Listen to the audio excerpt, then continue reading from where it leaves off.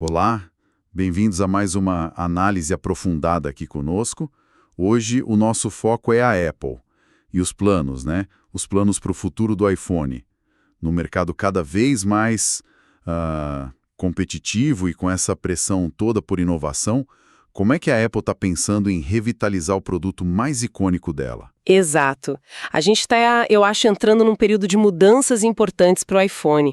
Vamos dar uma olhada no que as fontes estão dizendo para o curto prazo, né? Com a linha iPhone 17. E depois a gente mergulha nas apostas mais ousadas, aquelas que podem realmente mudar o jogo nos próximos anos. O tão esperado iPhone dobrável, talvez em 2026, e até, quem sabe, uma espiada lá em 2027 para os 20 anos do aparelho. Parece uma estratégia com várias frentes, né? Para manter o iPhone ali na liderança, ou pelo menos muito desejado, nossa missão aqui é tentar entender essas peças. Ok, vamos começar a desembrulhar isso aí. Pelo mais próximo, linha iPhone 17, que a gente espera para setembro de 2025. O que ela deve trazer de novo? Olha, a estrutura da linha deve continuar familiar, sabe? 4 modelos, o iPhone 17 básico, o Pro e o Pro Max. Nesses 3, principalmente nos modelos Pro, o que se fala é de atualizações mais incrementais. Na linha do iPhone 16 mesmo, sem saltos gigantescos, assim, visíveis. A evolução deve ser mais interna. Continuidade nos principais, então. Entendi. Mas tem uma quarta peça aí nesse jogo, né? O iPhone 17 Air. O que esse nome Air entrando no lugar do Plus quer dizer? Aqui parece que está a novidade mais palpável para 2025. Precisamente. O iPhone 17 Air entra como substituto do Plus, e o que é fascinante, segundo os rumores, é um foco quase obsessivo em design e ergonomia.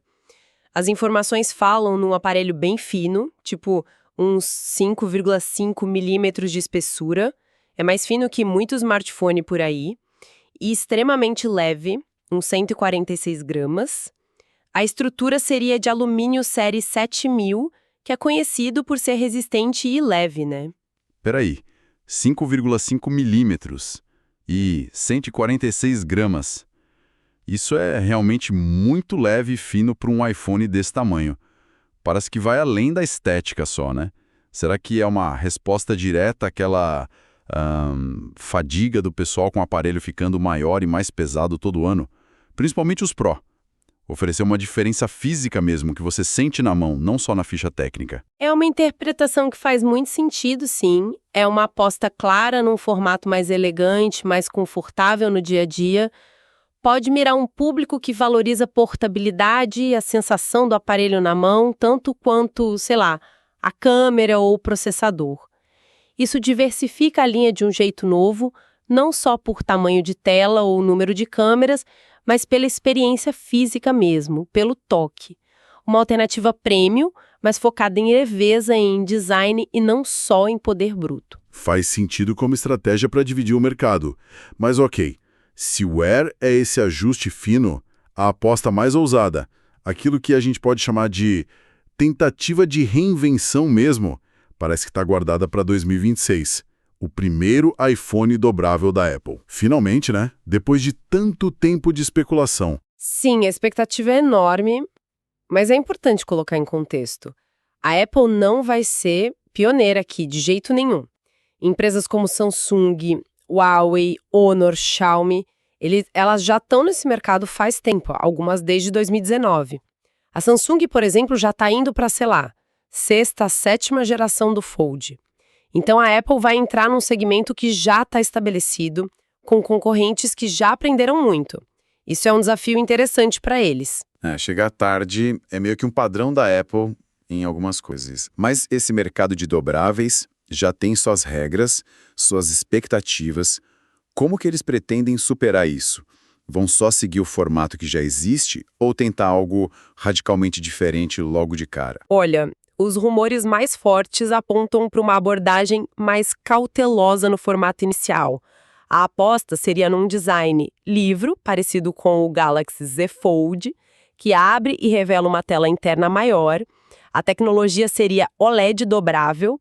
E aqui tem um detalhe curioso. A Samsung Display, que é o braço de telas da maior concorrente deles nesse nicho, é cotada como uma das principais fornecedoras. Usar tela da concorrente direta. Pode parecer estranho para alguns, mas a gente já viu isso acontecer, né? Então, onde que estaria a inovação Apple nisso tudo?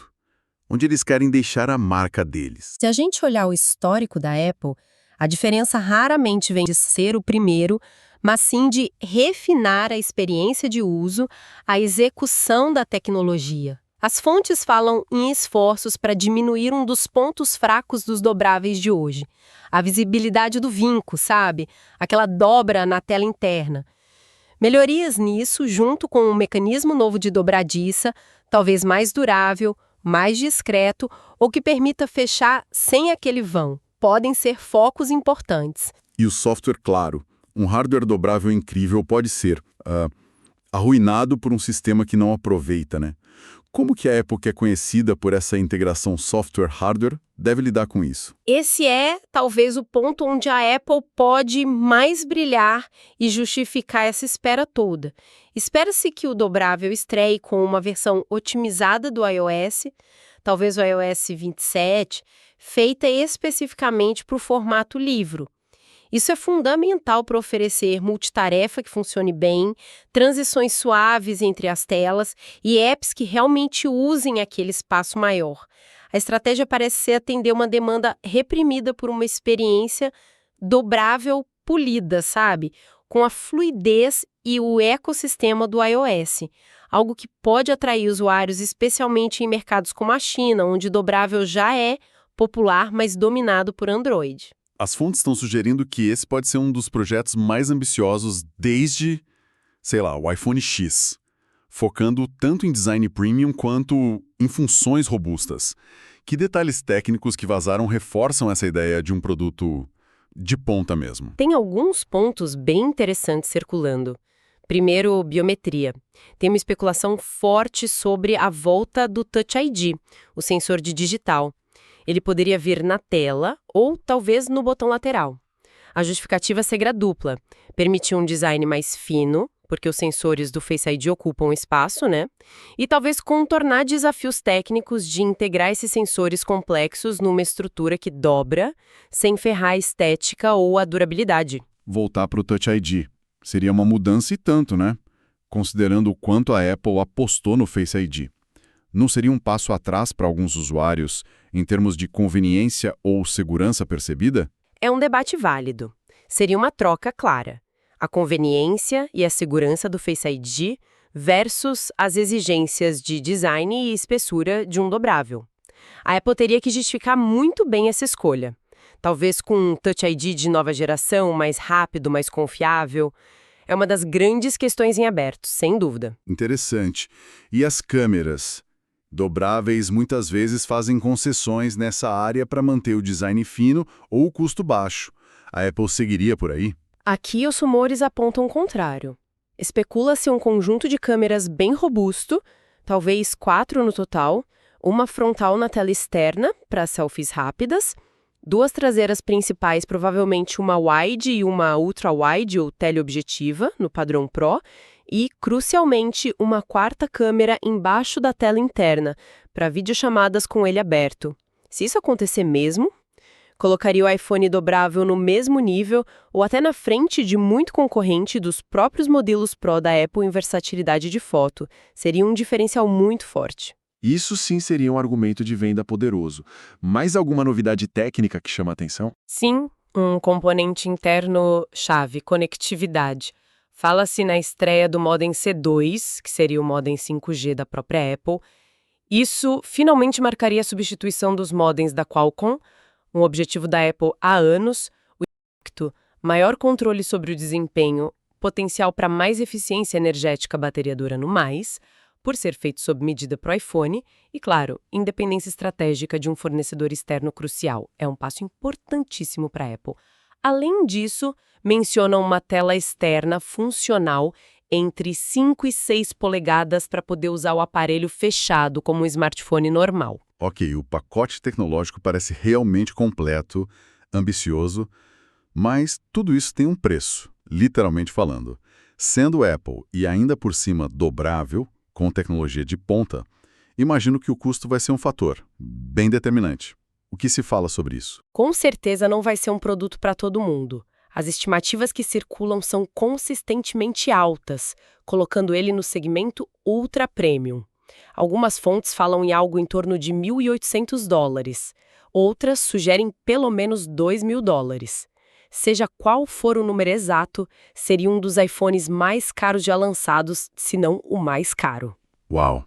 Isso coloca ele bem acima até dos Pro Max atuais e de muitos dobráveis concorrentes. Qual a lógica por trás de um preço tão alto, além do custo da tecnologia em si? Pode ser uma estratégia com várias facetas. Primeiro, posicionar ele claramente como um item de luxo, de status, um produto ralo. Segundo, maximizar a receita média por unidade vendida, compensando volumes iniciais que podem ser menores. E terceiro, a aposta clássica da Apple, confiar que a força da marca, a integração do ecossistema e a experiência de uso refinada vão justificar esse preço premium para um pedaço do mercado que está disposto a pagar por um dobrável Apple. Mas essa aposta não é mais arriscada hoje? O mercado de dobráveis já tem opções estabelecidas, algumas até mais acessíveis. Será que a marca sozinha ainda consegue sustentar uma diferença de preço tão grande numa categoria onde eles não são pioneiros e a concorrência já aprendeu bastante? É um risco calculado, sem dúvida, mas ainda assim um risco considerável, em algo maior, ou pelo menos num nicho muito lucrativo para eles. Vai ser fascinante ver como o mercado reage se e quando ele for lançado nesses termos. Saindo de 2026 e olhando ainda mais longe, 2027 marca os 20 anos do lançamento do primeiro iPhone, uma data simbólica. Tem especulações sobre o que a Apple poderia preparar para comemorar. Talvez com um iPhone 20? Sim, embora aqui a informação seja bem mais especulativa, né? Baseada em análises de tendências, comentários de especialistas como Mark Gurman, da Bloomberg, a ideia é que para marcar 2 décadas, a Apple poderia buscar inovações de design mais radicais. Design radical como? O que isso significaria para um iPhone que tem tido uma evolução visual mais gradual nos últimos anos? Fala, assim, algumas possibilidades que seriam visualmente impactantes. Uma delas é um design com bordas e talvez até traseira mais curvas, abandonando esse estilo de laterais retas dos últimos modelos. Uma estrutura talvez quase toda em vidro e o que muita gente considera o santo graal do design de smartphone. Uma tela realmente sem recortes. Isso significaria colocar a câmera frontal e talvez outros sensores, tipo os do Face ID, diretamente sobre o display, tornando eles invisíveis no uso normal. Sem notch, sem ilha dinâmica, só tela. Uau! Uma tela totalmente imersiva sem nenhuma interrupção visual. Isso sim seria um salto estético e um marco digno de 20 anos. Representaria a busca pelo design perfeito de um smartphone como uma peça única de vidro e tela. Exatamente. Seria um feito tecnológico e estético notável. Mas, claro, é importante repetir. Estamos falando de 2027, a tecnologia para isso ainda está em desenvolvimento, muita coisa pode mudar até lá. É mais uma direção de desejo tecnológico do que uma certeza, né? Compreensível. Então, juntando todas essas peças, o Air focado em design, o dobrável como aposta premium, e essa visão de longo prazo para o iPhone 20, o que tudo isso significa? Qual é a narrativa que a Apple parece estar construindo? Parece ser uma estratégia de reinvenção em fases muito bem calculada. Primeiro, um ajuste fino na linha atual com o iPhone 17R, atendendo um nicho que busca leveza e elegância. Depois, a grande aposta no formato dobrável em 2026, não só para entrar no segmento novo, mas para tentar redefinir a experiência premium e talvez reacelerar o crescimento em valor, se não em volume. E, por fim, um possível salto de design mais ambicioso para o marco de 20 anos, mantendo essa aura de inovação. É uma resposta às pressões do mercado, à concorrência forte, especialmente da China em hardware e de todo lado em IA, embora a gente não tenha focado nisso hoje, e a necessidade da própria Apple de manter o iPhone como um produto aspiracional, um motor financeiro. Exatamente. A gente vê um equilíbrio estratégico. Atualizações seguras incrementais nos modelos Pro, que garantem o volume e a receita principal, e movimentos mais ousados, de maior risco e recompensa, com o Air e, principalmente, o dobrável. Se a gente conectar isso ao quadro geral, é a Apple aplicando o playbook clássico dela. Observar o mercado, esperar a tecnologia amadurecer um pouco, entrar com um produto refinado focado na experiência do usuário, cobrar um premium e tentar definir o padrão da categoria. A questão que fica é se esse playbook, que funcionou tão bem com MP3 players, o iPod, smartphones, o próprio iPhone, tablets, iPad, ainda vai ter o mesmo impacto em categorias como a dos dobráveis, onde a concorrência já está muito mais madura, estabelecida quando eles finalmente chegarem. Essa é a reflexão final perfeita. A Apple conseguiu redefinir mercados onde entrou tarde no passado. Mas será que, chegando anos depois da Samsung e outras nos dobráveis, com preço potencialmente muito alto, o iPhone dobrável vai conseguir transformar esse formato de nicho num fenômeno de massa, como fez com o smartphone? Ou será que o peso do preço e a maturidade da concorrência vão manter ele restrito a um público muito específico, mesmo com todo o polimento e o ecossistema da Apple? É algo que só o tempo dirá e que a gente com certeza vai acompanhar de perto nos próximos anos.